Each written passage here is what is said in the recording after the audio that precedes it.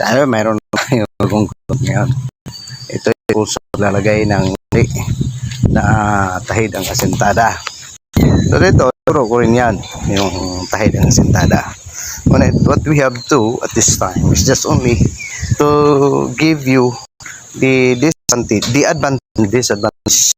of tahid ang asentada. So, morning! Ang sinabi ko na sa inyo, na paano ang asentada, 0-0 yan. 0-0. Pag sinabi mong 0-0, maganda ang tama niyan. Kaso lang, mostly dyan, pag yun ang asentado mo, buti lang kung mapatay agad ang kalaban. Pag hindi naman napatay, so yun, madidihado ka dyan sa kalaunan. Sorry, mayroon tayong bisita. So dito, pag tahid ang asentada, my friend, kalaunan, madidihado ka niyan sa continuous na pagbabakbak ng manok. Dahil ang sa tahid na asentada, 0-0 yan.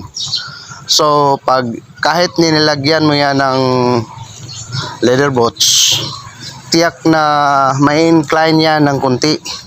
Pag nag-i-incline yan ng konti, hindi na yan susugat yung yung tari mo. So dito, pag tahid ang asentada mo, sisiguruhin mo na magaling ka sa paglalagay ng ano bang tawag yung basic sa amin yan, yung gabot yan sa amin. Sige. Anong tawag niyan sa Tagalog? Yung bang tinatali pag ginagamit sa pagtali. Sisiguraduhin mo na magaling ka.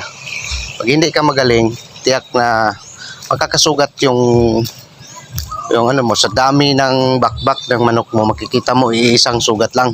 Dahil after niyang naipalo yung tari, ay mag-incline yan kaagad. Pag incline yan kaagad, kunting diferensya lang, hindi na yan susugat. So masyado ng nasa loob ang ang site niyan. So okay niyan. So the best thing, pag hindi ka masyadong magaling sa paglalagay ng tari, huwag mong i-0-0 upang sa kalaunan gaganda ang performance ng ng gaffing mo. Yan.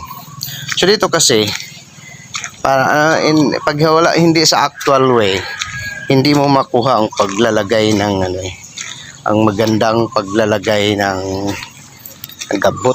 Basta't hindi kita tinuruan in an actual way, hindi mo talaga makuha. Hindi nga nakuha ng anak ko. Tinuruan ko yung anak ko sa paglagay ng tari. After which, tiningnan ko ang niya, hindi pa rin, mali pa rin. Ang sabi niya, yung tinuro ko raw sa kanya, hindi makuha ng iba.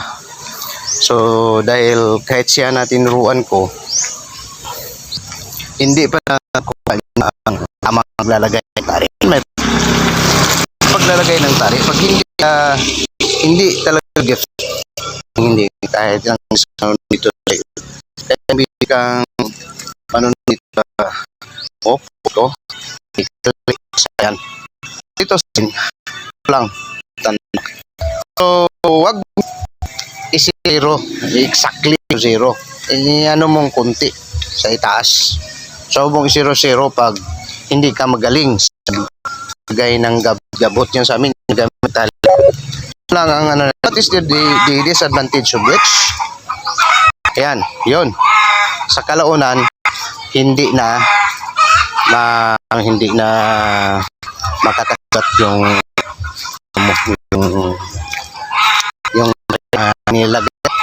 At saka advantage naman pag nakapaya na yung fatal points, mamatay talaga. Automatic talaga mamatay dahil sa 0-0 yun. Yun lang ang niya. nakalamiton kung iba yung mga disadvantage. Hindi ko kasi nilista yun pag nag-vlog ako eh. So sometimes pag ano natin, nagbablog tayo, nakalimutan natin yung mga importanteng bagay. By next time, i-review ko to, magbibigay naman tayo ulit ng panibagong vlog tungkol sa tahidang asentada. Basta sinabi ko sa inyo, huwag mo lang i-0-0 pag hindi ka magaling sa paglagay ng gabot. Sa kalaunan, while continuous ang pagbabakbak ng iyong manok, gaganda at gaganda ang point ng yung tari. So yun lang ang gagawin niyo.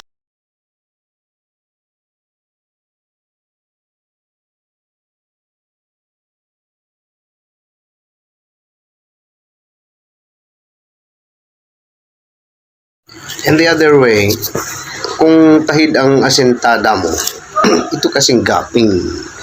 Ano pala ito? Very complicated kasi itong gapping. Akala mo kung mag-gapping ka lang, okay na. So dito, ito kasi ang ang gapping. Depende rin yan sa paa ng manok. Kung normal ang paa ng manok, so yun, pwede mong dyan kayo magbabase sa tahid. Ngunit huwag mong i-0-0 as what I said. As what I said a while ago, huwag mong i-0-0. Itaas mo ng kunti. Ngunit, pag ang tahid ng paa ng manok mo ay abnormal, hindi normal, o konti lang kasi ang mga normal na paa. Tell you the truth, my friend. O konti lang mga normal ng manok. Mostly dyan, hindi yan mga normal ang paa nila. Yung mga tahid ng iba ay papasok, papaloob, ang iba naman papalabas, ang iba pa ilalim, ang iba pa taas, ang iba deform, yan. Ang iba, ang paan nila talaga ay hindi align ang tahid. So dito, sa paglalagay ng gaff, pag hindi ka talaga gifted, mahihirapan ka sa paglagay ng tari. Kaya nga dito, pag iisa lang ang site mo, mahirap talaga.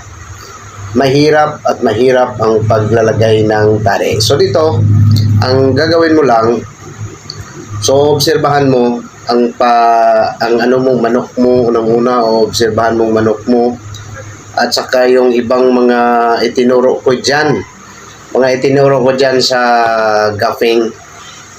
Titingnan nyo, mayroon akong tinuro dyan na site. Yan, aside from tahid, so may itinuro ako dyan na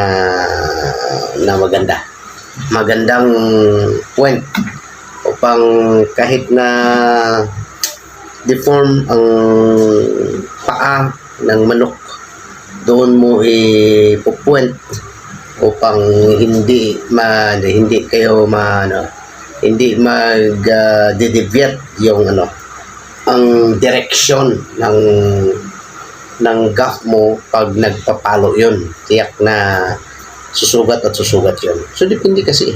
Sa Bisaya, pag bakang yung manok, ibang side mo. Pag kimpi ang manok, iba rin ang side mo. Yun. Iba-iba ang estilo sa paglalagay ng paglalagay ng tari.